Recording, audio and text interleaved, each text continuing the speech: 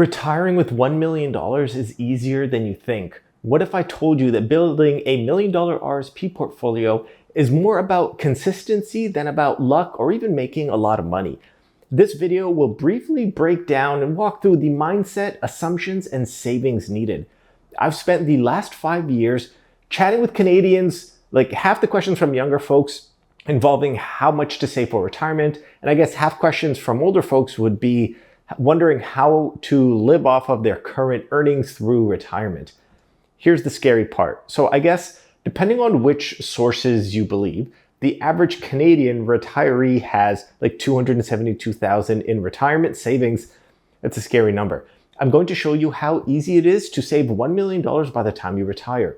It's all about time and consistency, but that sounds easy, right? What does it mean? On average, your investments can double every 8 or 9 years. What I found is that Canadians don't start saving early enough. People in their 40s realize they want to retire soon.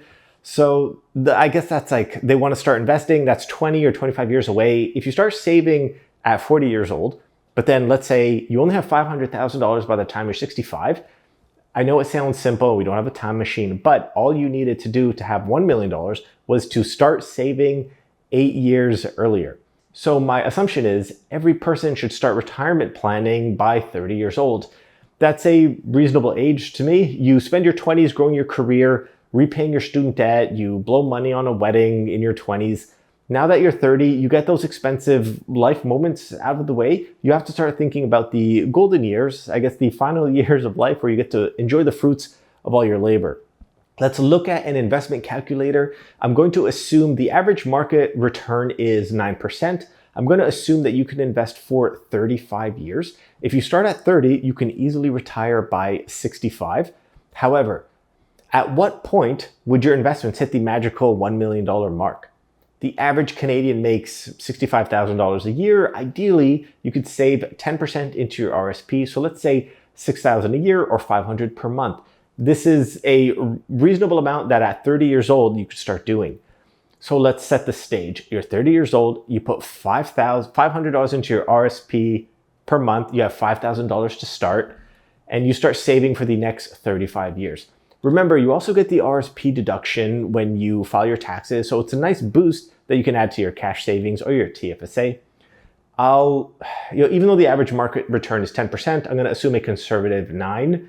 By the end of 35 years, you should have $1.6 million, which is amazing. But that's kind of overshooting the goalpost, right? Or overshooting the target. Looking closer, you'll see that by 31, or when you're by year 31, or when you're 61 years old, you'll have that magical $1 million retirement number. This is assuming you only invest $500 per month for 35 years. But what if you increase your investments every month by inflation? So you start at $65,000 a year. However, you're getting 2% increase in salary every year. So why not increase your investments by 2% as well? By the end of the 35 years, you'll have a massive $1.9 million. But even better, by year 29, so when you're 59 years old, you'll have reached the $1 million marker. But notice how I'm only assuming 10% invested from the average Canadian salary. It's not about being rich. It's about being consistent and reasonable. If you want to hit the 9% annual return, I would recommend investing in VEQT or XEQT. These are the funds that invest in the entire stock market, so the entire world. Those two funds that I mentioned are available to every Canadian, and they don't have a minimum amount to invest in other than the $50 per stock price. And it's the exact investment needed to be both diversified and safe at the same time. But one item everyone needs to know is that retirement isn't an age, it's a number. $1 million is a good number, but it has some assumptions that led to it. $1 million is a good number to retire on, assuming your mortgage is paid off. I wouldn't retire if I still had a mortgage to pay, or at least I would find a very cheap rental if I didn't buy a house throughout my lifetime. There's a general rule of thumb that you can withdraw 4% of your retirement portfolio every year to keep the value and sustainably live off of it. So 4% of $1 million is only $40,000 a year. It doesn't sound like a lot, but assuming your housing or mortgage is paid off, it's a good amount to live off of. But also there's CPP, the Canadian Pension Plan that you've been paying into, And there's OAS, the old age security that every Canadian gets based on their age. Looking into the current max CPP payout in 2025, it's $1,433 per month or $17,000 per year. Then OAS pays $740 per month or $8,900 per year.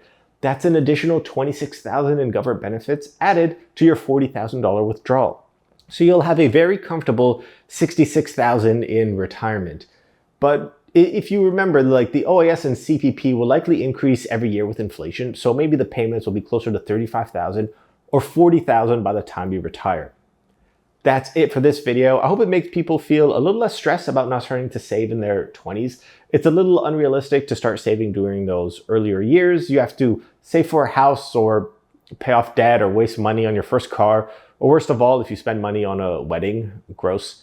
However, by the time you're 30, you need to get all of those out of the way. You need to start living more frugally if you've blown all your money by that point, and if you have nothing to show by the time you're 30. But I would expect everyone to start saving, or at least start planning for retirement by 30. Let me know your thoughts. Am I being too optimistic? Is 30 still too early to start saving? Is $500 a month too much for the average Canadian? I'd love to hear more of people's own stories. Thanks for watching, and tune in to the next one.